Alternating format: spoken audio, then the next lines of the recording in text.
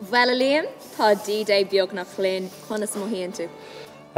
Mohiam beganí nervhíiseach, imníoch.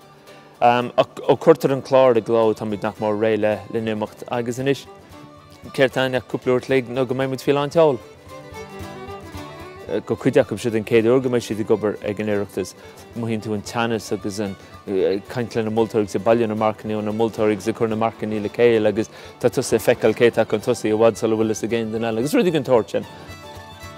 Somhar idir 135 gus 110 ócáid éagsúil ar a glár, curní riada, cean eile step. Seoltaí leabhar agus seoltaí dlúdhioscí ar an ine se thugging ó cearthééis sin ní ar maidin go dtí a héine go clog san níthe. Ba créile beo ar siúil ar meán náisiúnta éigean an tamar fad, gan stad.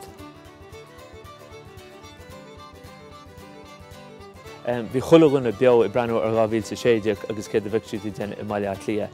Agus bhreathmuid dúchah muid seachtíach ribh támuid curtús béidir le comóra 2016 ar bhealach. Tá ócáid den san níthe decéadaíon dugan muid Parliament na náin agus tá cethir ealaíontóir iarta an sin. Dearan daoine, I think go se cruthas sa stair nach mach an éirí amach ann mar chunú na Gaeilge agus an tunach dimar sítan ar an IRB ach go háirithe. A tháinig an Pierce go teach sa gona níor seach 60 ag an am agus daimigh sé go dtibh mar rúnaí ar an Oireachtas FFP-sa. Is minic go mbeadh sé ganas ar crunithe an Oireachtas ag sa leithe sin. Mar bhlach Cliath, is dócha go sé tábhachtach disin agus dastíte go páirsanna go sé raisiúnála Cliath tus nach raibh sin seo le 20 bliana. Tá. Tá mi sé cuiste an Oireachtas ó 1979 agus an sin bhí mé mar caithearlach ar a gcuiste náisiúnta 1990 agus 91. Agus in 1991 bhí an Oireachtas ag Glúmdulcan. Bhí sé rístim le lí 1995 agus hiagach tú héin mar cinál bleitliach go grú bleitlia an All-Ireland in 1995.